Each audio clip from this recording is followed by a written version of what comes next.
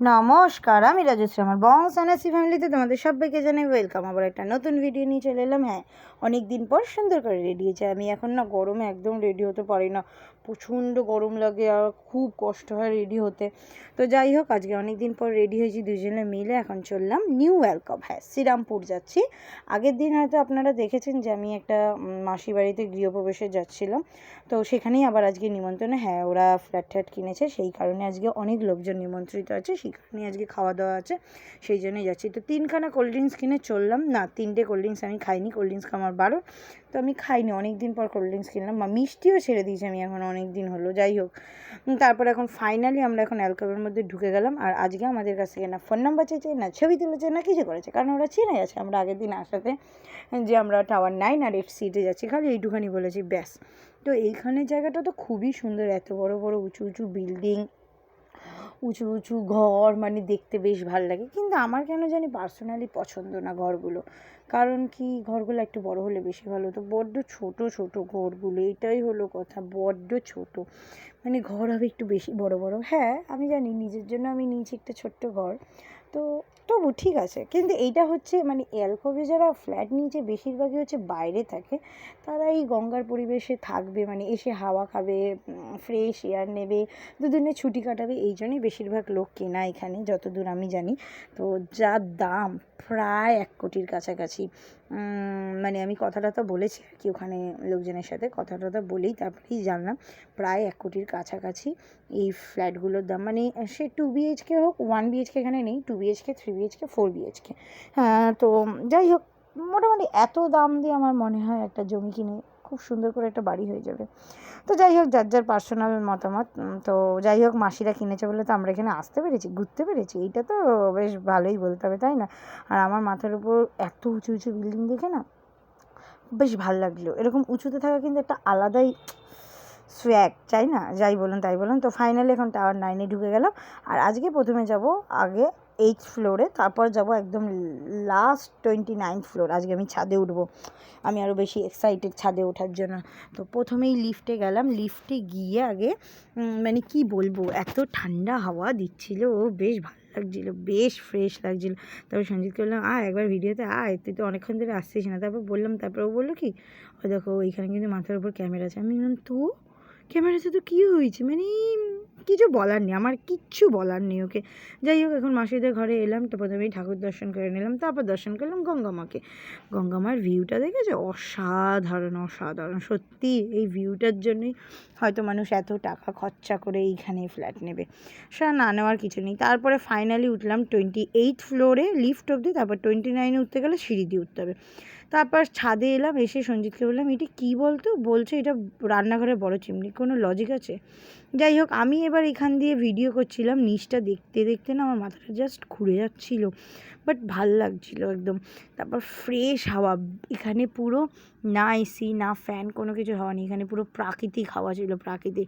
যাই হোক, ওপরেতে উঠে গেছিলাম, এবার ওপর থেকে নিচে নামতে হবে, কারণ বাবা ওপাশে চিল্লাচ্ছে ভাত খাওয়ার জন্য। এইবার আমাকে নিচে নামানোর জন্য তো খুব খাটনি করতে হবে, কারণ আমার নিচে নামতে ভয়, ওপরে উঠতে একদমই ভয় না। তারপরে বাবাকে বললাম, দাঁড়াও একটু ফাঁকা হোক, তারপর খেতে বসছি। তারপর বাবাকে একটু ঘুম ভাঙ বুঝিয়ে তারপরে আমি আরেক দিকে ছাদে এলাম। এসে ওখানে একটা জলের আর কি পাম্প টাম বসিয়েছে, ওইখানে একটা সিঁড়ি করে যায়, ওইখানে কেউ উঠছিল না, আমি একা উঠেছি। সঞ্জিত আমাকে বকা দিচ্ছিলো, কিন্তু তারপর নিজেও উঠে এসছে। যাই হোক, ওখানে প্রচণ্ড ফুরফুরে হাওয়া দিচ্ছিলো, আলাদাই সোয়াগ লাগছিলো। তারপর বাবার তাড়াতে তো ভাত খেতে বসে গেলাম। এখন প্রথমে দিয়েছিলো ভাত, লেবু, নুন, ভেজ ডাল আর বেগুনি, যেটা আমি খাই না বেগুনি, মানে এখানে আলু ভাজা হলে খুব ভালো হতো। যাই হোক, তারপরে দিয়েছিল কাতলা কালিয়া, তারপর দিয়েছিল সর্ষে পমফ্রেটে। হ্যাঁ, সর্ষে পমফ্রেটে সর্ষে মানে ঝোলটা হেবি সুন্দর ছিল। কোনো কিছুই আমি ঝোল খুব একটা বেশি নিইনি, তাও ভালো লাগছিলো সর্ষে পমফ্রেটটা। আর মাছগুলো সব কটাই ফ্রেশ ছিল। তারপরে আমি মাছ খেয়ে না আমার গা হাত পা প্রচণ্ড গোলাচ্ছিলো, তাই এই জন্য আমি আবার পনির নিলাম, কারণ আমার খুব একটা ভালো লাগছিলো না। তারপরে দুটো মিষ্টি খেয়েছি, রসগোল্লাগুলো আজকে খুব ভালো ছিল, তাই জন্য খেলাম। আমি সচরাচর মানে অনুষ্ঠান বাড়িতে গিয়ে মিষ্টি, সন্দেশ, আইসক্রিম এগুলো খুব একটা খাওয়া পছন্দ করি না। যাই হোক, তাও আজকে রসগোল্লাগুলো এত ভালো লেগেছিলো, প্রথমে একটা খেলাম, তারপর দুটো খেয়ে নিলাম। তারপরে এইখানে বাবা এসেছিলো, তারপরে মা কী জোর চিল্লালো, তারপর বাবাই চিল্লানির চক্করে চলে গেল। গেল। তারপরে এখানে বসে দুজনে ভাবলাম আইসক্রিম খাবো, কিন্তু আইসক্রিমটার মধ্যে না প্রচণ্ড পরিমাণে বাদাম, প্রচণ্ড পরিমাণে, যেটা আমার একদম ভালো লাগে, নিজের পার্সোনালি ভালো লাগে না। আমার এত বাদাম দেওয়া কোনো কিছুতেই ভালো লাগে না, না চপে না আইসক্রিমে, এইসব কোনো কিছুতেই আমার ভালো লাগে না। যাই হোক, মামা এখন উঁকি মেরে উঠে আর কি ফটো টটো তো ভিডিও টিডিও তুলবে ভেবেছিল, কিন্তু পারেনি। তারপরে মামাও চেয়ার দিয়ে উঠলো, মাও চেয়ার দিয়ে উঠলো, দেখো না। তারপর মামাকে বললাম যা ওঠো, ওখানে দাঁড়িয়ে একটা টাইটানিক পোজে ছবি তোলো। তারপর বলছে ঠিক আছে দাঁড়া উঠছি। আমার কথা শুনে তো উঠতে তো গেছিলো, কিন্তু আর উঠতে পারিনি। এরা হচ্ছে বিতুর ডিম, এদের দ্বারা হবে না, ওই জন্য নেমে গেছে। মা বলছে না, ওখান দিকে ওঠে পড়ে যাবি, পড়ে হাত পা ভেঙে যাবে, চলে যাবি ওপরে একদম। তারপরে আমরা এলাম ফার্স্ট ফ্লোরে হচ্ছে পুরো গার্ডেনিং এরিয়া, যেখানে প্রচুর পরিমাণে হাওয়া দিচ্ছিলো, বেশ ভালো লাগছিলো। আমি তো একাই গান করছিলাম, একাই নাচছিলাম পাগলের মতন। আর হচ্ছে সুইমিং পুল আছে, তারপরে পার্কিং এরিয়া হচ্ছে এর নিচে 2টো ফ্লোরে। এখানে আছে পার্ক আছে, ছোটো বাচ্চাদের পার্ক আছে, খেলার জায়গা আছে, অল্প অল্প করে মাঠ আছে, বসার জায়গা আছে, সব এখানে আছে। সুইমিং পুলটা এখনও হয়নি, নাহলে আমি রেডি থাকলে আমি দেখিয়ে দিতাম আপনাদের।